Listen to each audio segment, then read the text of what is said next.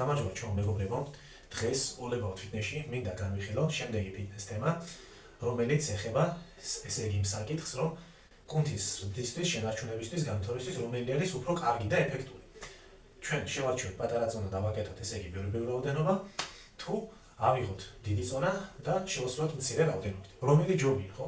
მოდი ცოტა მეცნიერულად განვიხილოთ აღნიშნული საკითხი. ზოგადად ესე იგი კუნთის ზრდას, განვითარებას, შენარჩუნებას რა თქმა უნდა, ჭირდება ძალიან დიდი ძალისხმევა და ამას განაპირობებს სხვადასხვა უამრავი მნიშვნელოვანი ფაქტორი, ხო? დაწყებული კვებით, დამთავრებული, მოწესრიგებული ნერვიული სისტემით, ნეიროპულსური კავშირის ჩახრით. თუმცა, მოდი ჩვენ დღეს შევეხოთ უშუალოდ ვარჯიშს, ხო? ყველაზე კარგი ეს არის, რა თქმა უნდა, ციკლური პერიოდიზაცია, უпроსტად ძალისმიერი ციკლური პერიოდიზაცია. ანუ მაგალითად, ისიც არ ვარგა სიტყვაზე, რომ წულჭიმი ჩვენ შევასრულოთ სიტყვაზე სულ 4-12 დღე და ღამე ვაკეთოთ ეს წლები, რა თქმა უნდა ეს პროგრესი ჩვენ არ მოგვიტანს კუნთებზე, ვინაიდან კუნთებს უხდება პროლიფერუნება და კუნთმა უნდა განიცადოს შედარებით მაინც სტრესი, ისეთი სტრესი, რომ გულის ცემა ავიდეს მესამე დიაპაზონზე მაინც, ну თუ პროფესიონალი ათლეტი შეიძლება ავიდეს მეხუთე დიაპაზონზე, ხო? და უფრო ესე იგი განიცადოს ორგანიზმის ამით ანერობული ეფექტი. თუმცა, ესე იგი, რა თქმა უნდა, კიდევ ერთხელ ვამბობ, როდესაც ჩვენ ვარჯიშობთ იმისთვის, რომ კუნთი თუ ისე არა როგორც ბოდიბილდერებს და საშუალო დონეზე მაინც განვითარდეს, გაიზარდოს შენარჩუნებას, საჭიროა ძალისმიერი პერიოდიზაცია.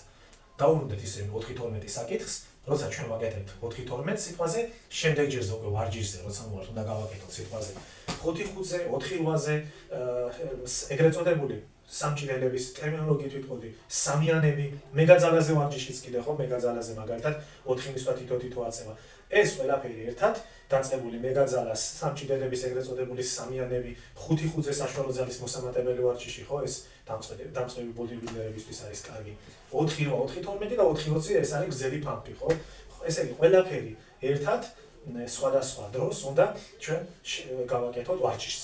რომ კუნთმა განიცადოს მრავალფეროვნული დატვირთვა, მიიღოს შესაბამისი სტრესი და გულისცემა ავიდეს მესამე დონეზე, ხო? პროფესიონალ ბოდიბილდერის შემთხვევაში რა თქმა უნდა გულისცემა მეხუთე დონეზე სიტყვას. მაგალითად, აი მოდი ჩვენ მაგალითი განვიხილოთ, ესე იგი, მიყვარს მაგრამ მოძრაობა street curl-ი, ეს არის ბიცეპსები წონთან კედელთან და ეს არნიშნავს იმას, რომ ახლა მე ავდგე და სულ ვაკეთო ვარჯიშზე 70-75 კილო, ხო? შეიძლება ტრავმაც მივიღო, დაზიანდეს კიდევაც კუნთი, ასევე რა თქმა უნდა, ჩემი გული ამ დროს ისპაზმება, ხო, გული არის იგივე კუნთი, რაზეც ჩავწერე მე ვიდეო, ხო? საფერებისა და კუნთებისგან შედგება გული და განიცდის სპაზმას ამ შემთხვევაში, ხო? ხოლო როცა რაოდენობას ვაკეთებ, გული იზრდება და ჰიპერტროფულდება, ხო? ხო და ანუ ისიც არ ვარგავ ეს 4-1 მაგალითად მიმართვა ამ სისტემას და ისიც არა რომ დავდგე კედელთან პატარა წონა ავიღო და ვაკეთო ასე 4-12, ხო? უნდა დაბალანსდეს ეს ყველაფერი სიტყვაზე. და ეხლა მე ესე იგი დაგიმტკიცეთ, თუ რატომ არის ეს მიდგომა სწორი მაგალითად. ძალიან დიდი როლი ზოგადად აკისრია კუნთებში მდებარე, ესე იგი მიოფიბრილებს. ძალიან დიდი როლი და უცებ თქვათ, მოდით რა არის მიოფიბრილები, ესე იგი კუნთს ესაჭიროება რა თქმა უნდა სისხლის მიწოდება, კუნთის შიგნით არის შემოერთებელი ქსოვილი, ნერვი, ბოჭკოები და კაპილარები. ეს სისტემა უხვად მარაგდება სისხლით. კუნთის უჯრედში არის ბირთვი რამოდენიმე და ამ ბირთვში არის ესე იგი 2000-მდე მიოფიბრილი. მიოფიბრილები ეს არის უჯრედის შეკუმშვის ელემენტი, რომელიც ამოქმედება განსხვავებული დატვირთვის დროს, განსხვავებული დატვირთვის დროს, ამოქმედება სწრაფ გლიკოლიტურ ბოჭკოებში. წყალი შედის ჩვენს კუნთის უჯრედში მემბრანის გავლით, ამ კუნთის უჯრედში არის ტკივილის რეცეპტორი კედელზე, აწვება ეს წყალი ამ ტკივილის რეცეპტორს და ვარჯიშობთ ჩვენ გზნობთ ტკივილს. მიოფიბრილები წყდება და დგება სხვადასხვა ზომაზე მიოფიბრილი. ხოლო როდესაც ჩვენ სიტყვაზე სულ ვაკეთებთ ერთი და იგივეს 4-12 ეს ვაკეთებთ სულ, ხო? შემდეგ მიოფიბრილები უკვე ისე იმათ აღარ წყდება და ერთ ზომაზე აღარ მოდის. არის სხვადასხვა ზომაზე. ანუ წყალი აღარ შედის იმ იმაში, რა ვქნა, კუნთის უჯრედში და არ აწვება კარგად კუნთის უჯრედში მდებარე ტკივილის რეცეპტორს. აღარ აწვება ისე იმათ წყალი. და შესაბამისად არ აქვს პროგრესი, რა თქმა უნდა, ესა ნაწილობრივ ახლა რასაც ვამბობ, ბევრ ამ კვებაზე და ზოგადად მოწესრიგებული სისტემაზე და რა ვიცი 1000 ფაქტორზე დამოკიდებული. ხო.